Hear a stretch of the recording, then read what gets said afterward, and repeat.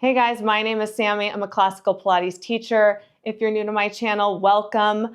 Don't forget to like, subscribe, and hit that notification bell so you're notified of all new workouts or tutorials that will come about in the future. And it's March, which means March Madness, and every single day in March, I'll be doing a tutorial of all the exercise in Joe Pilates' original order. And I will be going through it with this book called Return to Life. It's great for you to have your own copy so you can follow along with me. It's your mat manual. And remember, when you're at home working out, you are your own teacher. So really understanding the exercise will benefit you the most. It can be a little confusing. So that's why I'm doing these tutorials and going over it. So if you can get your own copy and go over it with me, that would be just perfect. The link is in the description and it costs you nothing extra to buy from that link. But of course, it really helps me out, so I'd appreciate it. And please keep in mind, you don't need anything fancy, nothing raised, nothing like this. You just need a carpet or a mat or grass or whatever you feel comfortable rolling around on to do your mat work. I often do it at my son's soccer game while I wait for him to finish training. So you can do it anywhere. I do it at the playground if there's a spot, wherever you can get it in.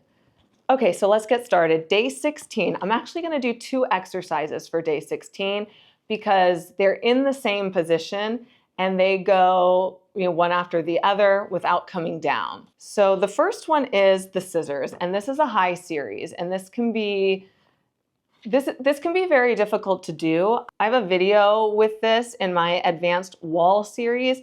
You can build your high series that way. I'm also gonna show you with a foam roller how you can elevate your hips so that you can open up that lower back and still kind of do this exercise.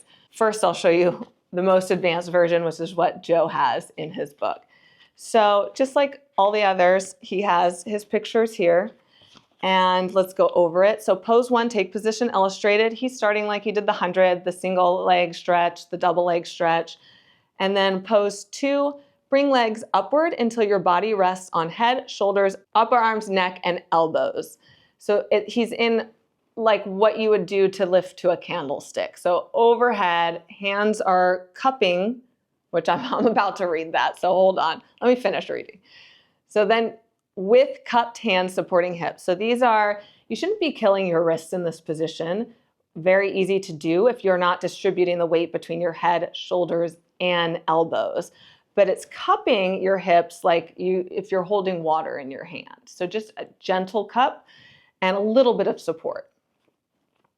And then pose 3, split legs scissor-like, left leg backward, right leg forward, legs stretched, knees locked, toes pointed forward and downward. So it's scissors, he's doing scissors. And then pose 4, exhale slowly, alternate split leg scissors like, that's what it says, right leg backward, left leg forward. So you're switching. So you inhale for 1 and you exhale to switch. So inhale and exhale. Repeat the foregoing exercise, the foregoing scissors-like exercise 6 times. Caution, pose 2, keep body rigid. Move legs only, knees locked, toes pointed forward and downward. Try gradually to execute split so that toes of forward leg and alternating movements are beyond your vision, and backward leg and alternating movements likewise. So you're trying to get an equal split through both legs. Now, I will say I have a very, very long back, which makes getting that balance in my upper back quite difficult. So for some of you that maybe have a shorter torso and longer legs, they're holding yourself up in this position might be a little easier, but the scissoring motion might be difficult if you're not finding that balance, because if you have really long legs, the weight might take you one way, especially the outer leg. So I'll show that in a second. I'm also gonna read through bicycle because I'm not gonna come down in the tutorial.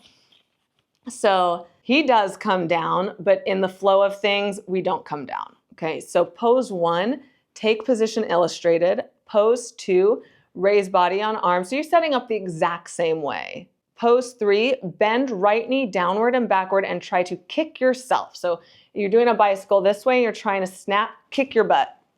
Kick your butt. That's what he means by kick yourself. Kind of like if you were running and kicking your butt and you're snapping it up. And then Pose 4, pull right leg straight backward, inhale slowly, bend left knee. So it's the other leg. So he's inhaling for one leg and exhaling. So it's the same as the scissors, you're just making a bicycle motion. Repeat the foregoing kicking exercise 5 times with each leg. So I learned most everything with bicycle that you reverse, and he doesn't actually reverse this because you're then losing what he wants out of the exercise. He doesn't want to waste your time, and he wants you to get through everything, is how I see things. So he doesn't necessarily reverse when he doesn't feel it's necessary. Those things kind of happen when someone's teaching a classical mat class, because this does not take 50, 55 minutes, however long the class is. So you do have to fill in those gaps with a bunch of variations or whatnot. And those are great too. I like doing those. You know, this is like for your home practice, get it done, move, just do it type of thing. If you memorize the order, you can do it anywhere without the book and roll through everything and move your spine in every direction every day and gain strength and better your posture and all that stuff. So moving on.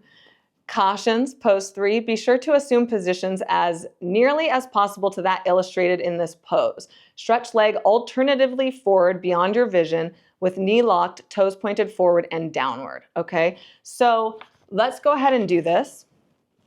So he starts on his back here. Oh, it's so cold in here today, you guys. Okay, head pressed firmly.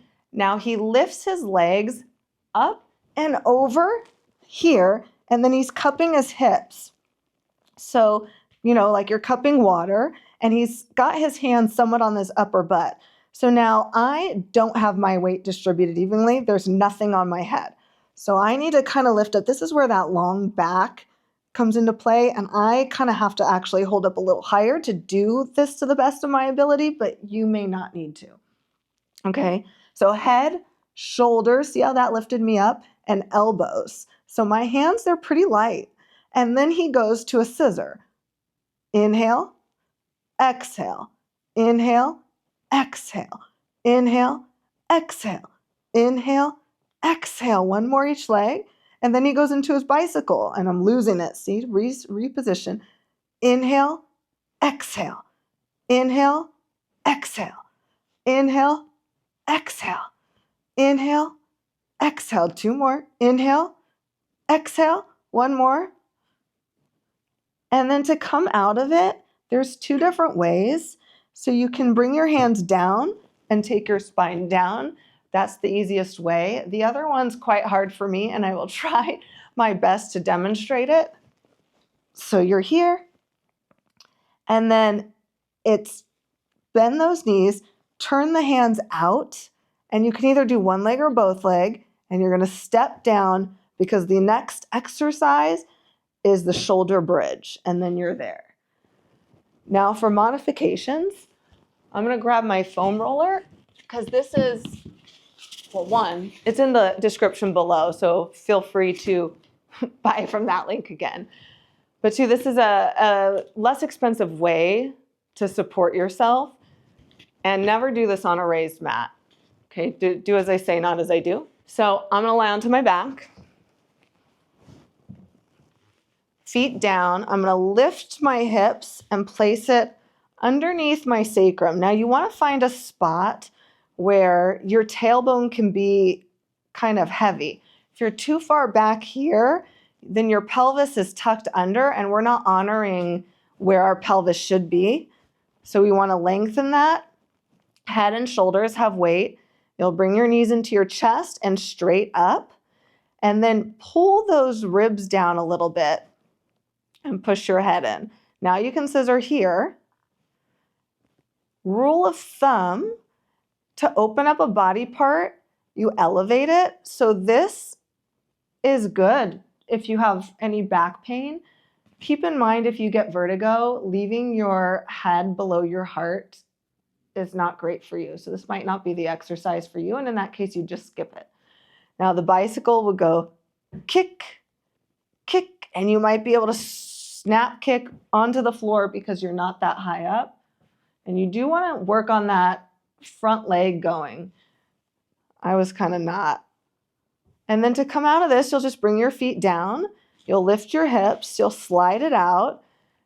I'm just going to drop it. And you want to take a few breaths here and bring your spine back to neutral, especially if you're not used to having a body part elevated like that with the head below the heart.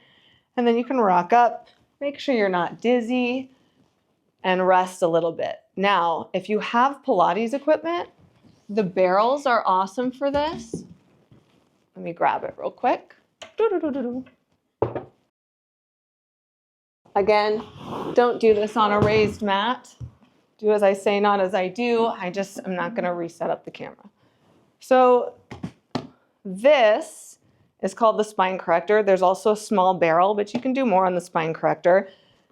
It was originally made out of a whiskey barrel. It's under $1,000. So if you ever wanted to get one, feel free to comment and ask me some questions and I'll help you out. But this is a great way to build that high up series as well. And to get on this, you sit a little bit below the apex of the hump and you grab hold of the handles and then you slide it on down and your head has to hit first. Now your legs will be up here. This is nice because look how high up it gets my hips without me having to hold them up, but it's still getting my spine to work where it should be. And then you snap kick. Okay, your knees will come into your chest.